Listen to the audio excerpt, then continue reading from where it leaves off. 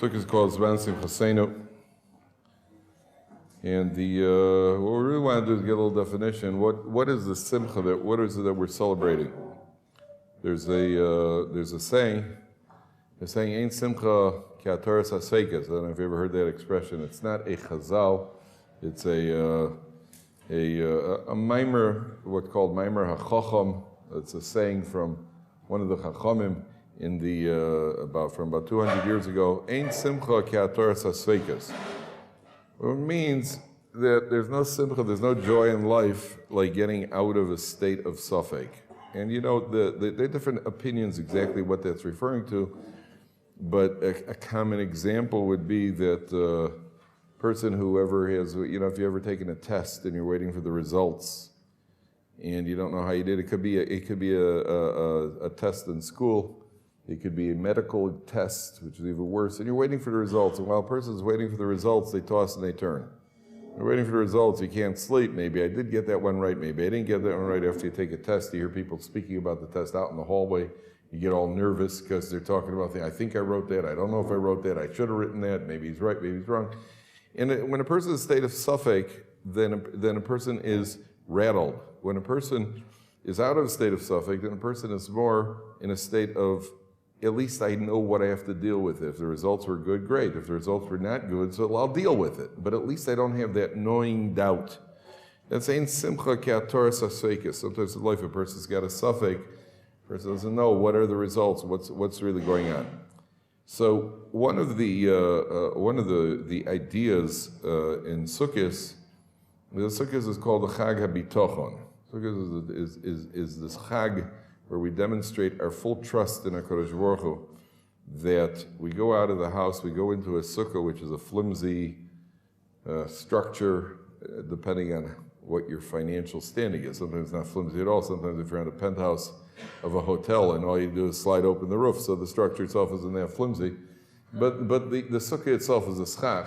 The schach, and the schach equals all. We're all equal when it comes to the schach. The schach is a great equalizer. And that removes our suffix, because ultimately we're making a statement. We realize that whatever effort we're putting in life, we realize that our efforts ultimately are futile, and that we have full trust in HaKadosh Baruch Hu. So Zman Simchasenu is the concept of bitachon, the concept that we trust in the Ribbono Shel Olam, and we have no doubt that our life is in HaKadosh Baruch Hu's hand. And there was a classic story of in the Winter Olympics many years ago. There was a Australian speed skater, and in the finals he was running fourth behind. There was an American and a Russian and a Frenchman. It sounds like the beginning of a joke, I know, but there was an American and a Frenchman and a Russian who were 1, 2, and 3, and this Australian was number 4, and just meters from the finish line, one of them tripped. The American tripped the Russian, tripped the Frenchman. They all fell. And the Australian skated around them and he won a gold medal. And they were so close to the finish line that the next two crawled. They crawled for silver and bronze. And this guy was so surprised that he won. He had never won a race. He had never won. He didn't even know what you do when you win a medal. You raise your hands up. What do you do? How do you celebrate? And what was really interesting was, to qualify for the finals and the semifinals, only the top 3 of each, the semis, qualify for the finals. What happens in the semis, he was also running 4th, and the guy skating 3rd tripped and fell. And this guy finished 3rd in the semis to qualify for the finals, where then 3 of them tripped. And he said afterwards that part of his strategy was hoping people would fall. That was a strategy. So, you know, a person, sometimes you make all the hishtadlus in the world, and you see that your life is in the hands of HaKadosh Baruch Hu. Rav Meir Chodosh Zatzal was the Mashgiach of the Chevron Yeshiva. Rav Meir Chodosh in 1915, he was in Russia, and he got stopped by a group of Russian soldiers, and they asked to see his papers. And he didn't have any papers with him. And in Russia, it was illegal to walk around without identity papers. So they took him into a courtyard, they put him against the wall, and they were going to execute him with a firing squad. So he's standing against the wall, and the soldiers are all lined up. There's a sergeant there, the Russian sergeant, and he starts hollering at him. And Meir Chodosh Zatzal, the Mashgiach of Chevron Yeshiva, he said that he was so terrified, he was about to die, he couldn't stand up straight. His knees were buckling. And the Russian sergeant was upset with him. He kept yelling at him, "Stand up and take it like a man." And he was trying to stand up. He didn't want to get the guy upset, I guess. He was trying to stand up, and he couldn't get himself to stand up straight. And this Russian guy is hollering, the sergeant is hollering, and all of a sudden a window in the courtyard opens up. A Russian general sticks his head out the window, and he's wearing a t-shirt, and he says, I'm trying to take a nap, and you guys are making a ruckus, and you're bothering me. I'm going to have a whole bunch of you court-martialed. So the Russian soldiers immediately ran off, and they left Rabbi Chodesh standing there against the wall. So he said he knew from that moment on that his life is totally in Hashem's hands. He will never forget it. He said the feeling lasted for 2 weeks. 2 weeks. After 2 weeks, it was back to the usual. About 14, 15 years later, in 1929, he was in Hebron during the famous Hebron massacre. And the Arabs had come in, and they were stabbing people, and he was lying under a pile of bodies. And the Arabs kept coming in and going out, coming in and going out, and they were looking for more victims. And Rabbi Chodesh said about himself, he was lying under a pile of bodies, and the Arabs were coming in and out looking for more victims. And he said at that moment, he thought to himself, I know now clearly that my life is 100% in HaKadosh Baruch Hu's hands. If he wants me to live, I will live. If he wants me to die, I will die. He survived, and he said after that, the feeling never left him. The understanding, the recognition that his life is totally in HaKadosh Baruch Hu's hands never left him until the end of his life. He was nifter when he was 91. So that's part of the concept of Zman Simchasenu, is just the knowledge that we grapple with, the battle of bitachon that we grapple with all year of, are we really, where are we holding over here? What is going on in my life? And the knowledge that whatever is happening in our life, we understand clearly that that is. We forget very easily, but we understand clearly that that's coming straight from HaKadosh Baruch Hu. I had a guy, a young man here in the yeshiva, in 1991, when we were under missile threat from Iraq. Those of you who, some of you weren't even alive, those of you who were living in Israel at the time, you remember that we had to have what's called sealed rooms. So we all went to the hardware stores and we bought Scotch tape, and we taped up our rooms because that Scotch tape was going to protect us from the most sophisticated chemical war weapons that Iraq could possibly shoot at us. Yeah, obviously Scotch tape in Israel, it's double, especially double thickness, that'll do it. And we all believed it, and we taped up our rooms, and we're in that room. And Baruch Hashem, we all survived the war. We all survived the war. So sometime during that war, in the yeshiva here, all the Bachrim, all the boys had to have their rooms had to be sealed off. Defense establishment said, anytime there's a siren, everybody has to go to their sealed room. So we had one young man in the yeshiva here at the time, back in 91. This guy was a free spirit from California, who looked like he was the cover boy for Free Spirit California magazine. I mean, he could exactly what you're picturing, that's what he was. And he came over to me one day and he said to me, he wants to know if the next time the siren goes off, if instead of going up to his room, if he could go stand in front of the Aron Kodesh. I said to him, no. So he asked me, why not? I said to him, well, first of all, because if anything does happen, we get in trouble with the defense establishment, we can't have that. But I wasn't too worried.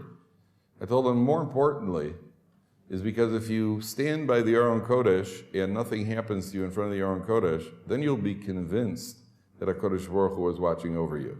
Your job is to go up to your room, your sealed room, take all the precautions necessary, and then when nothing happens to you, realize it's because HaKadosh Baruch Hu is taking care of you. That's the test of bitachon. In front of the Aron Kodesh, we're all froh. In front of the Aron Kodesh, we're all very, very religious.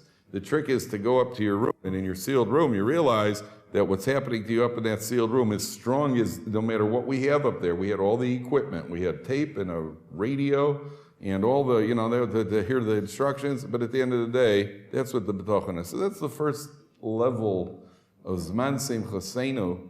That we know, we don't have any doubts. Sukkot is the reminder. We just came off of a Yom Kippur, and we defeated the Satan on Yom Kippur, and now we come to a Sukkot, so we show we have no doubts that HaKadosh Baruch Hu is in our life, very much in our life, very directly in our life. And we have full trust in HaKadosh Baruch Hu. Just as a side point, by the way, realize that one of the common mistakes, bitachon does not mean that everything will turn out the way you want it to turn out. That's not what bitachon means. Bitachon simply means that the realization that whatever is happening is for the best, it's what's meant to be, and that's how HaKadosh Baruch Hu is running his world. That's why the Chovos HaLevavos says that the test, how do you know if you've truly got bitachon? What's the true indication of the acid test to determine if a person has bitachon? And the true determining factor is menuchas hanefesh of the boteach. Menuchas hanefesh of the boteach is that you are totally at a relaxed state no matter what's going on. You could be stuck in traffic on the way to a wedding, could be your own, and you're not rattled, you're completely relaxed because you realize that whatever is going on is the menuchas hanefesh. That's what HaKadosh Baruch Hu allows for. That's what HaKadosh Baruch Hu wants right now. There's nothing I can do for whatever reason. I'll find out now, later, possibly in the Olam HaEmes. Whatever the reason is, right now what's happening is the best. That's the first idea of the Zman Simchosenu. There's another aspect that I want to speak about a little bit. In Chicago, where I'm from, where all of you should be from, is they have a very Jewish housing project called Winston Towers. Those of you who have ever been in Chicago, it's called Winston Towers. And Winston Towers was probably 95% Jewish. And one of these big Jewish, they have several buildings. Each building probably had 40, 50, 60 units in it. And there's a frum guy, Erev Sukkot. He went and he started building a sukkah in the parking lot. So an elderly Jewish woman, anti-religious, comes out. She says, "You're not building that thing here. We left all that stuff back in Europe, and we're not going to have you building that eyesore out in our..." It's always the Jews who object the most. "We're not going to build that eyesore out in this parking lot. Get that thing out of here." And she called the city. The city's inspectors came down. They said, "I'm sorry, sir, you cannot erect a shack in the parking lot. You're going to have to take it, dismantle it." And they have to use the usual argument, "I'll take it down in 7 days." No, you gotta get it out of here. Okay, so the guy goes to a rental car company, and he rents a flatbed truck. And he drives this flatbed truck into the parking lot, and he parks it right in the parking lot, which is perfectly legal. And on top of the flatbed truck, he built a sukkah, which is perfectly kosher. And I would assume he parked it right outside her window, which is Lemahadrin, Mina Mahadrin, and that's Zman Simchosenu. So I was thinking to myself, what's really bothering this lady? What's really bothering this lady, especially about a sukkah? So I think that it's more than just the standard animosity that a person feels towards religious Jews and religion. I think that what's really bothering her is that sukkah is a reminder. The sukkah is a reminder. It's meant to be a reminder to us, and it's a reminder to her at some neshama level as well. The sukkah is meant to be a reminder to us. That's why we call the sukkah is a diras arai. Diras arai means it is a temporary dwelling. The sukkah is a temporary dwelling. We go out there for 7 days. The 7 days of sukkahs represent the 7 decades of a person's lifetime. The average lifespan is 70. In bigvuros shmonim shana, if a person is really strong, makes it all the way up to 80. That's why they use the expression, a guy says he's having a midlife crisis. A guy's 50, 55, 60 years old, he's having a midlife crisis. Do the math, that's not midlife. That's what they call in chess end game. That's not midlife. It may be a 2/3 life crisis, maybe a 3/4 life crisis. It's certainly not midlife unless a guy plans to live to 110, which statistically works against him. That's not quite midlife crisis. 70 years, that's the whole thing. 7 decades, that's what the sukkah represents. 7 decades of the lifetime. Same thing on Pesach is 7 days. We search for the chametz on Pesach to remove the chametz. Symbolically that we're removing the evil inclination, the Yetzer Hara, the evil inclination, during the 70 years of our lifespan. It's statistically been shown, by the way, women live longer than men. Did you know that? Men, the average lifespan, I think, men live to 73, women live to 77. Why that is, I don't know. And whether or not it's a good thing, I don't know either. I'm just quoting the statistics. They also quote a statistic that married men live longer than single men. I don't know if you ever heard that. Married men live longer than single men, but that married men are more willing to die. So why that is, why, and again, why that is and should it be, I don't know. I'm only telling you what the statistics show. Who did those statistics, I don't know. He's probably no longer with us, but whatever it was. So what happens is you have the sukkah, and the sukkah really represents what we call a diras arai. Diras arai means that the temporary, life is temporary. So for a person who is really living life without a purpose, without a focus, and without a goal, that can be very, very frightening and disconcerting. That a person understands that what they know and what keeps them up at night, and what bothers and gnaws away at them, the understanding that I'm not going to be here forever. I know that life comes to an end. Man is mortal.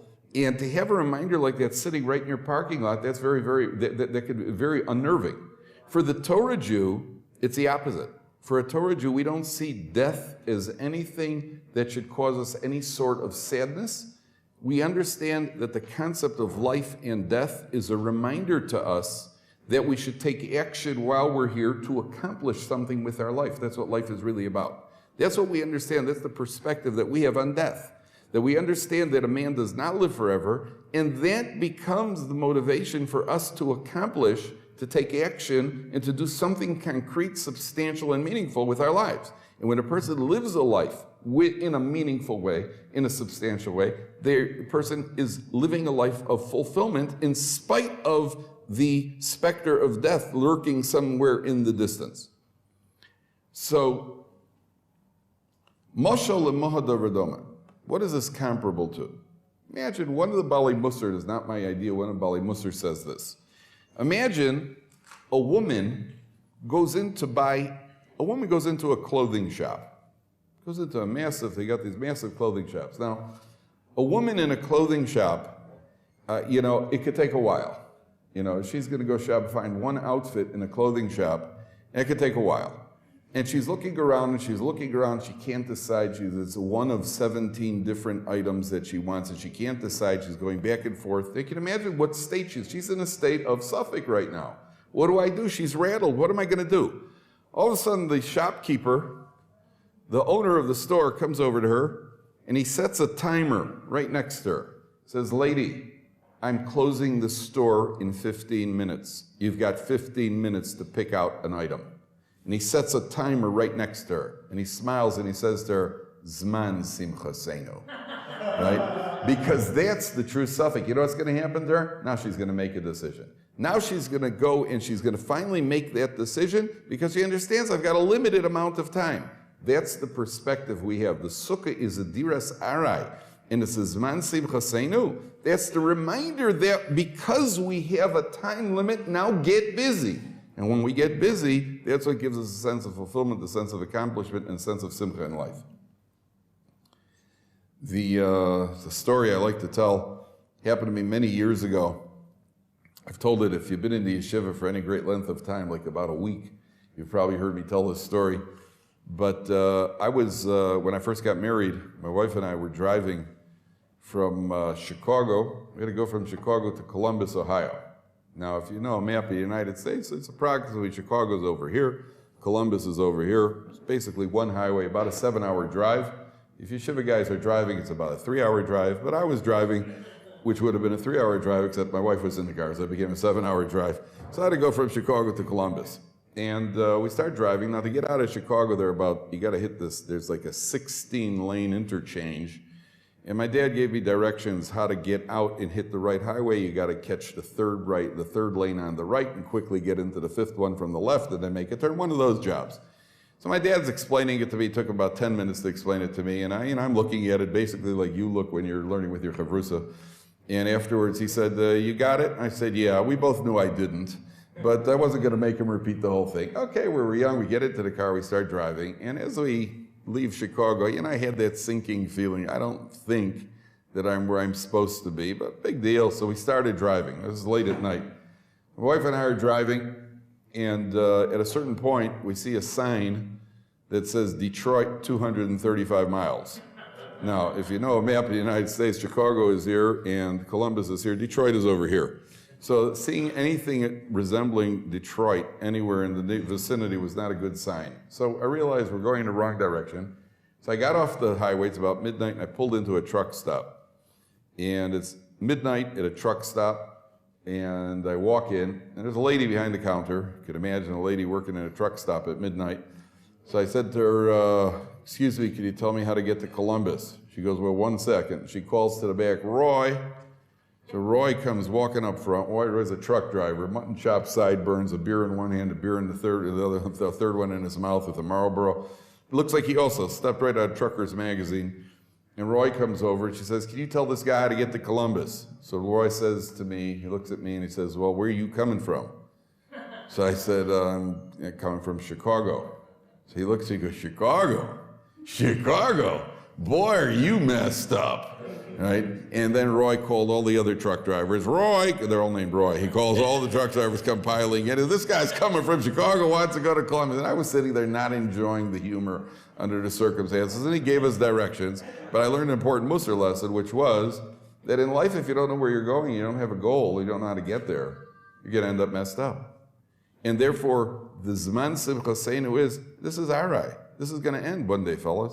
And since it's going to end, I really have to take stock and say, well, so what am I doing here? And if I'm here, then I have something to accomplish. That's the greatest simcha in life.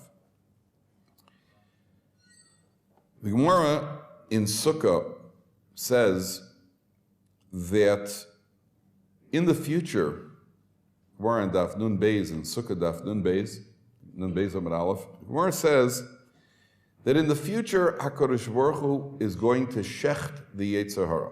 HaKadosh Baruch Hu, Gemara says, what's going to be the end of the evil inclination, the Yetzer Hara? So the Gemara says that HaKadosh Baruch Hu is going to shecht the Yetzer Hara. God's going to shecht him. Whatever that means to shecht the Yetzer Hara. And then the Gemara says, everybody's going to stand around and cry. The tzaddikim are going to cry, and the rishoyim are going to cry. The righteous and the wicked are all going to stand around and cry, but for different reasons. The righteous are going to cry, they're going to look at the evil inclination, they're going to say, that thin strand, that enormous mountain, how were we able to overcome that enormous mountain called an evil inclination? And when they think of the pain invested in overcoming that mountain, they're going to cry. It would not be unlike if you thought to yourself, if you ever passed an exam, you passed the dental boards, or you passed your finals, your midterms, and you think to yourself, you think back to the 3 days and nights that you studied for that test right before the exam, and when you think about it, you could just cry. And especially when on the second day, a bunch of your friends said, by the way, we got front seat tickets to a football game, 50-yard line. You say, I can't go because I got to study for this exam. And you think of what went into that exam, you could actually cry. The tzaddikim, when they think about the fact that they overcame the evil inclination and the pain of scaling that mountain time after time, they're going to cry. And the wicked are going to cry. They're going to say that thin strand of hair, one thin wisp of hair. How is it that we were tripped up time after time after time? So the obvious question is, well, how could that be? How could it be that the Yetzer Hara has two different appearances? Either he's a mountain or he's a hair. How could it possibly be that the Yetzer Hara, to some he looks like a mountain, and to some he looks like a thin strand of hair? So the answer is, and I feel that this is something that there are many pieces, all of Chazal speaks to us. So I feel this is something that every single person here has experienced at some time or other. In any pleasure, especially forbidden pleasures, there are two stages in the forbidden pleasure. The first stage of any experience of life, it could be a permissible pleasure as well. The first stage is the imagination stage. And in the imagination, the pleasure is cranked up, it's magnified, and in our mind it looks like a mountain of pleasure. For just a simple example, on Yom Kippur, when you were sitting here in the Beis Medrash, and right towards Ne'ilah, right around Ne'ilah time, maybe Mincha time, Ne'ilah time, there's a little thought of, what am I going to break the fast on? And whatever it is that you're going to break the fast on, whether it's 3 slices of pizzas folded over and wedged in, or whether it's a huge mountain of ice cream, whatever it is, in the imagination, it's going to be unbelievable. That first cold cup of Pepsi is going to be probably the best drink I've ever had in my life. That's what's going on in our imagination. Then after Yom Kippur, we start eating, we start drinking, and it's good. I mean, is it the greatest thing? It's nowhere near, doesn't match our imagination. When you were a little kid, you went to the amusement park. So there was always that ride that you couldn't go on because you were too short, you didn't reach, your head didn't reach the line, or you were too young, whatever it was, and you finally managed to go on the supersonic dinner spinner, or whatever it was that they call it, and you went on the ride, and you got off that. Was it magnificent? Was it as good as you imagined it to be? It was good, it might have been fun. Was it absolutely the be-all and the end-all? There was some sort of letdown and some sort of disappointment. This happens in all areas of life. This is a universal. I heard once about, if you've ever been traveling, people like to travel. Let's go traveling. Let's travel. So you put on your boots and your what do you call it? Now you're going to be Rambo out in the wilderness. And then you go, and in the imagination stage, it's going to be great. We're going to walk around just like, and we're going to feel like real rugged frontiersmen. Until you get out there and you're bothered by the heat and by the mosquitoes, and at a certain point you're being chased by a grizzly bear, and your tent blows away in the middle of the night. And it's just not what it's cracked up to be. Because the imagination plays with us, and the imagination makes us feel and see it as something that's going to be far beyond what it really is. Imagine a forbidden pleasure. The evil inclination comes and he throws a temptation. And this temptation is a mountain. There's a mountain of temptation in front of us. And a person is battling with his evil inclination. And he overcomes the evil inclination. What does he feel he's just lost? A mountain. There's a mountain of pleasure that I just sacrificed. That's a tzaddik. The tzaddik is the one who overcomes the evil inclination most of the time. And on every time it happens, he feels, I've sacrificed a mountain of pleasure, and he cries. When he thinks about that, he cries because he realizes, there's a mountain over there. I gave up a mountain of pleasure. What is the wicked, the Rasha? What is he? He's the guy who faces the mountain of temptation. He indulges, and what does he walk away shaking his head thinking, that's it? That's all it was? That thin strand of hair? And I tripped on it? Again I tripped on it? That's the two perspectives. The tzaddik sees the evil inclination as a mountain. Because to him it was a mountain each time he overcame it. The evil man, the wicked man, the Rasha, he saw the mountain. He indulged, was disappointed, and then he stumbled again the next time on a thin strand of hair. That's the two perspectives. That illusion, which the Yetzer Hara is the master illusionist, better than all the illusionists they have nowadays who can make Empire State Buildings disappear and all the famous illusionists. The Yetzer Hara can make the entire world disappear. The Yetzer Hara makes us think that there's an illusion of permanence, that there's an illusion over here that this world is going to go on and it's going to go on and there's going to be endless pleasure in this world. And then a person comes to the end of the line, he ends up empty and he has regret for his entire life. How did I trip on this thin strand of hair? That is what I think was really bothering. That's what's really bothering this lady when she sees the reminder. This is a temporary world, and I'm not really accomplishing very much. We once mentioned on Sukkot that we're surrounded in this sukkah. Everything that we build in the sukkah, and the daled minim that we take, the lulav, the esrog, and the hadas and the harovos, all these things that we take, the common denominator between them is these are all things that were once alive. These are all living beings, or living items. And what the idea is, again, that we just came off of Yom Kippur. And if you know as well as I do that on Yom Kippur, when that Aron Kodesh was open and at Ne'ilah, and we said Hashem Hu Elokim, we promised HaKadosh Baruch Hu the moon. I'm going to be good, and I'm not going to be bad, and I'm going to do this, and I'm not going to do that. I'm going to do this, and I'm not going to say that. We promised everything. Then we head into a Sukkot. What's the reminder of Sukkot? We take things that were once alive, and these things that were once alive, the lulav, the esrog, the sukkah itself, we're surrounded by life, which is a reminder to us, these items grew. You have an obligation to grow. That's what you committed yourself to. That's what you just promised HaKadosh Baruch Hu. Grow. That's the commitment. And that's what this sukkah reminds us. It's a diras arai. It's a temporary world. What are you going to do in a temporary world? Temporary world's going to end. Grow. That's your job as a Jew. Grow. That's the reminder of Sukkot. If you notice, in Parshas Vayera, the Torah says, by Eliezer, Eved Avram, they're on their way up to the Akedah. They're about to slacker the sacrifice of Yitzchak. The Torah says that Avram tells Eliezer, and he tells Yishmael, Vayomer Avraham el Ne'orov, Shvu lachem poim hachamor, v'ani v'anar nelcha ad ko. Stay here with the donkey. And the lad, the young man and myself, we're going to go v'nishtach v'nashuv aleichem. And Rashi says, Shvu lachem poim hachamor. Stay here with the donkey. Why are you say emphasis? I mean, you could just say stay here.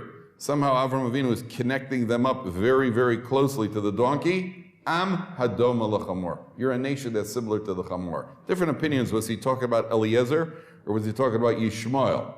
But according to the Meforshim, it certainly refers to both. Eliezer is an am hadoma l'chamor. Am hadoma l'chamor.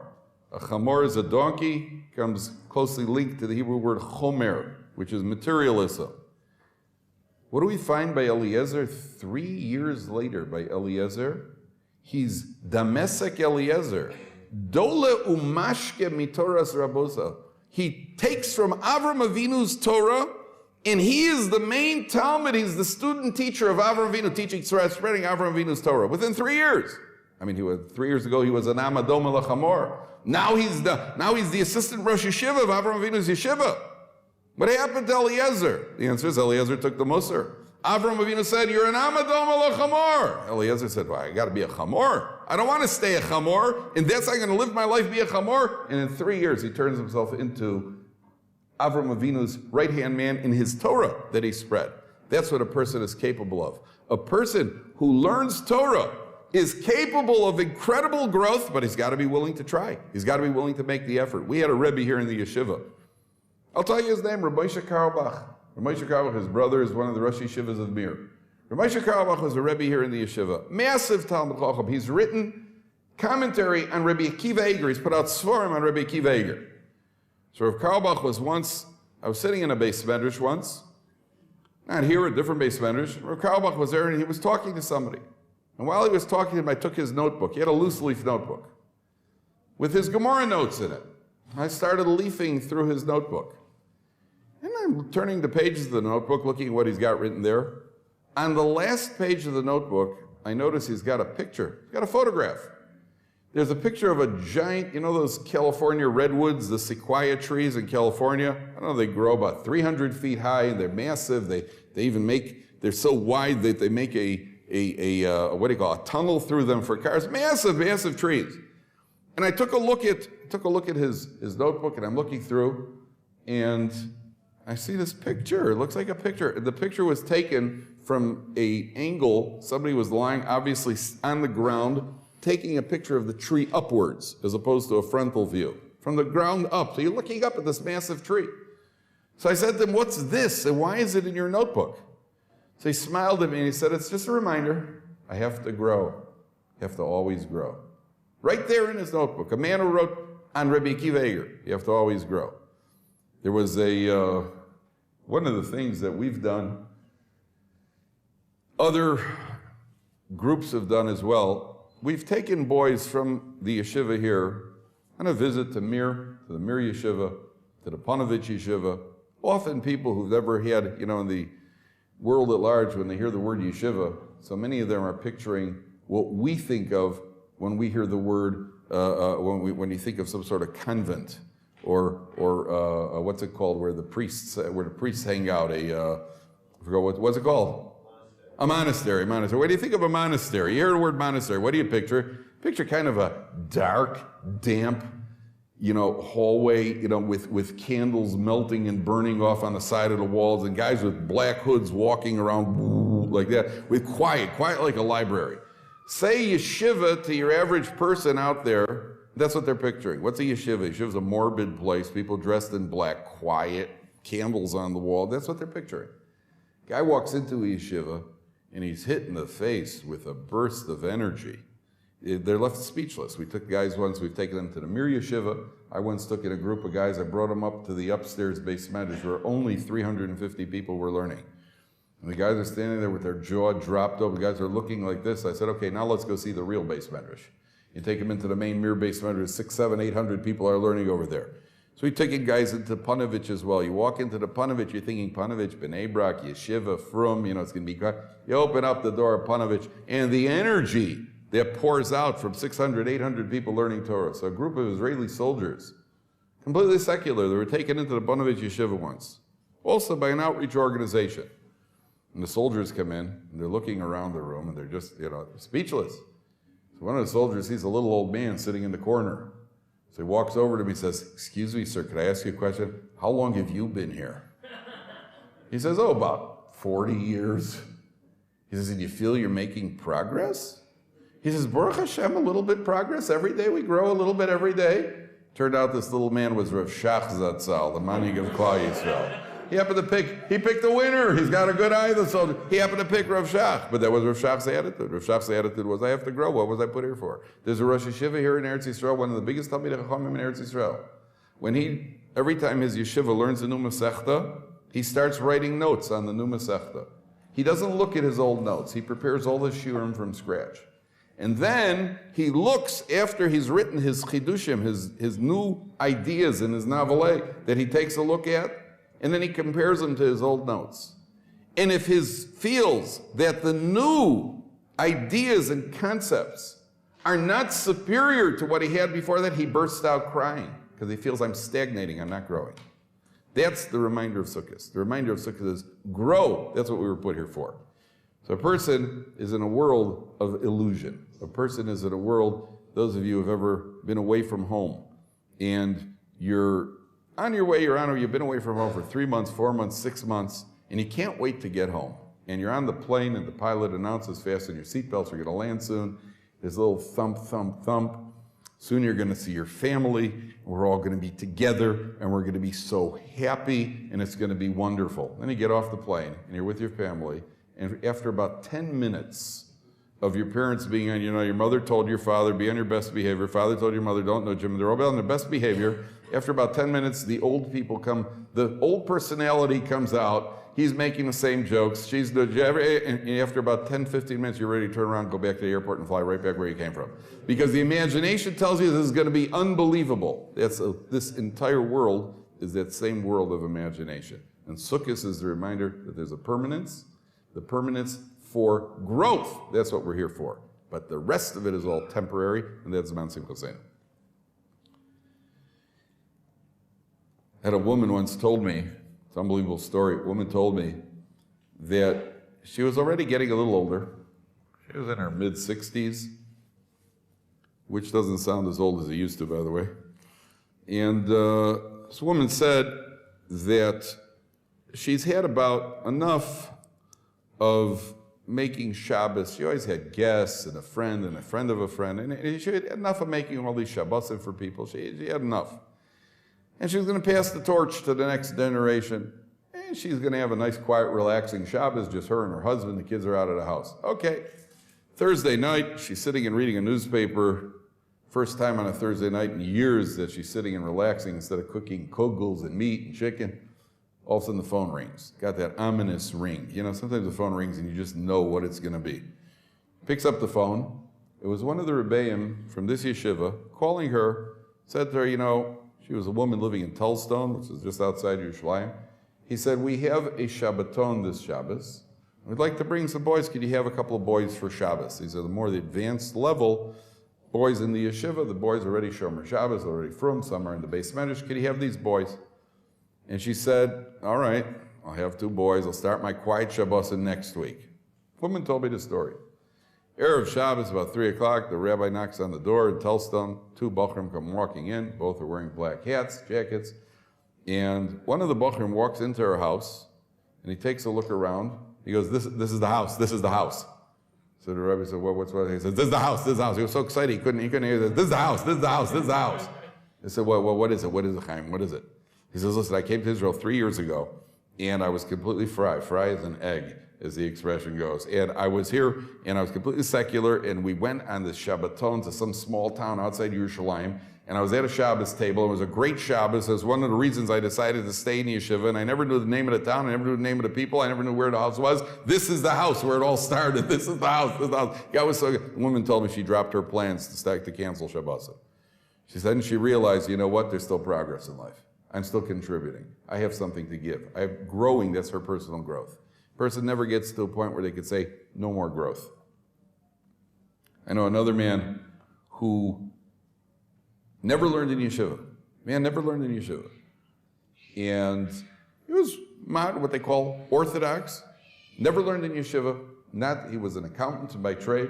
Never learned in yeshiva. Was not a Torah scholar by any stretch of the imagination. Very, very little involvement in learning. When he hit about 80 years old, he and his wife moved into a what's it called, an elderly assisted living facility, whatever they call it. And his wife wasn't well. He was fairly healthy. So one Friday night, they asked him to make kiddush for the elderly people. So he made the kiddush for them. The next Friday night, they said, make kiddush, but maybe say a Dvar Torah. So he said a Dvar Torah. So each week he said a Dvar Torah. After a few weeks, they said, maybe give us a little Parsha class.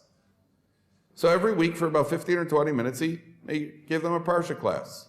After a few years, the man compiled a book. I have the book at home. It's about 400 or 500 pages thick. Not profound, nothing earth-shattering, but he did it. He wrote an entire sefer on Chumash.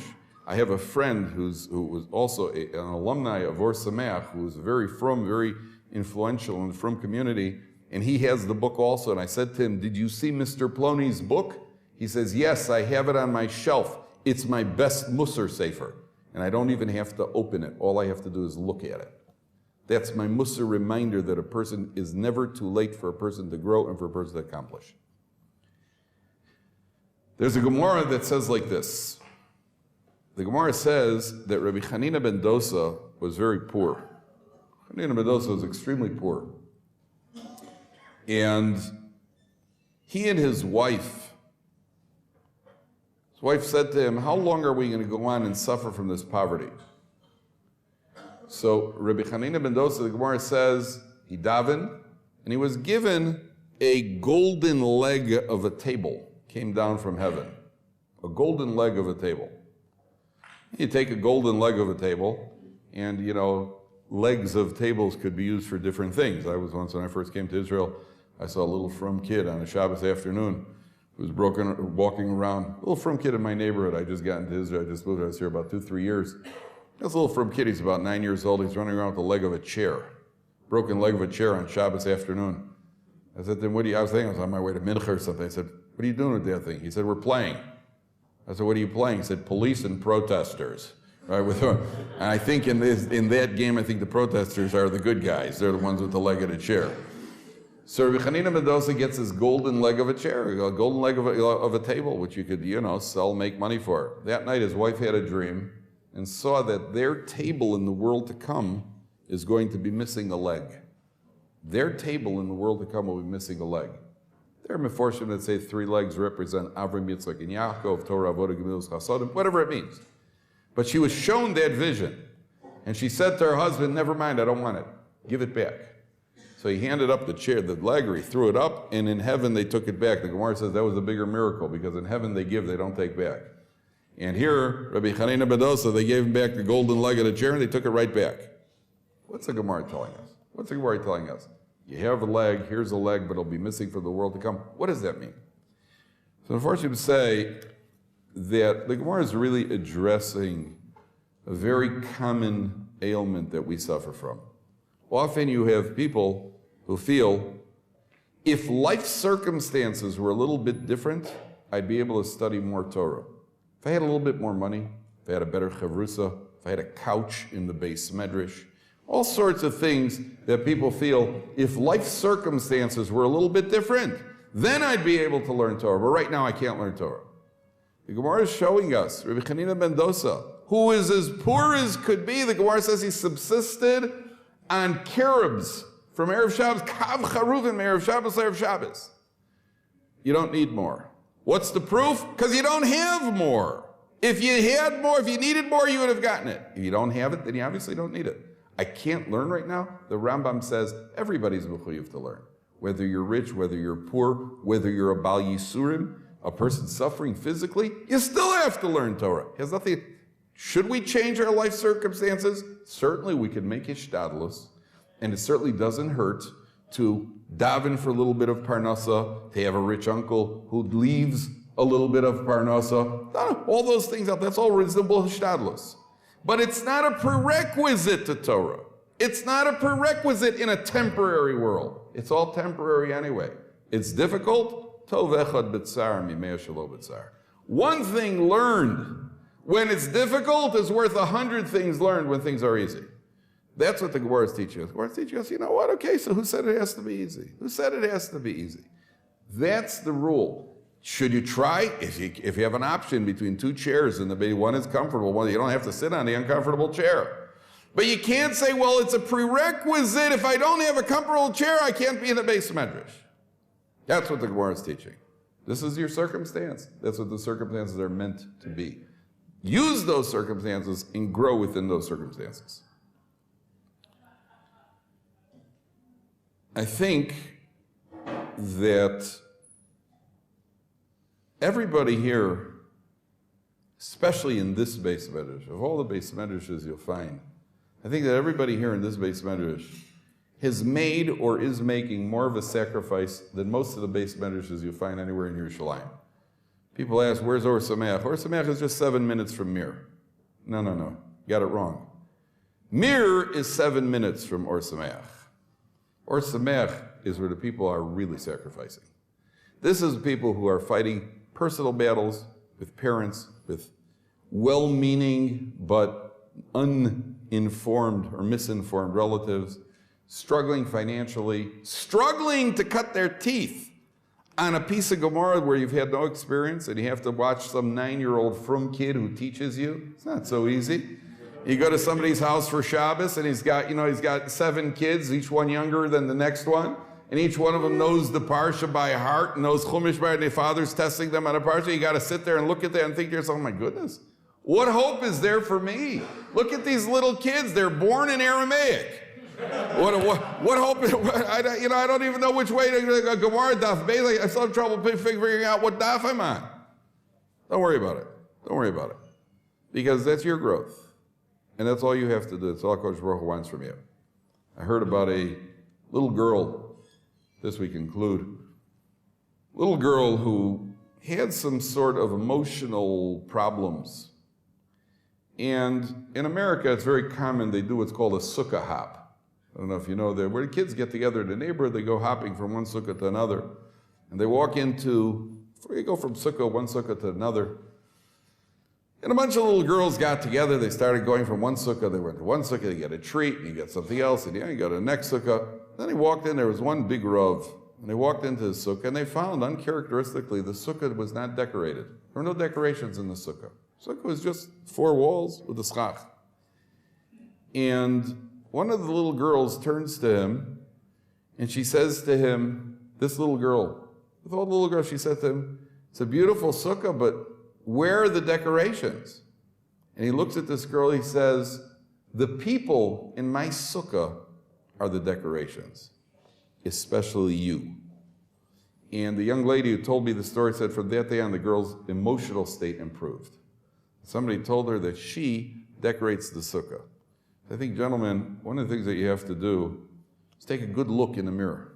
Take a good look in the mirror. Look at who you were, look at who you are, and realize that you are the decorations in HaKadosh Baruch Hu's sukkah.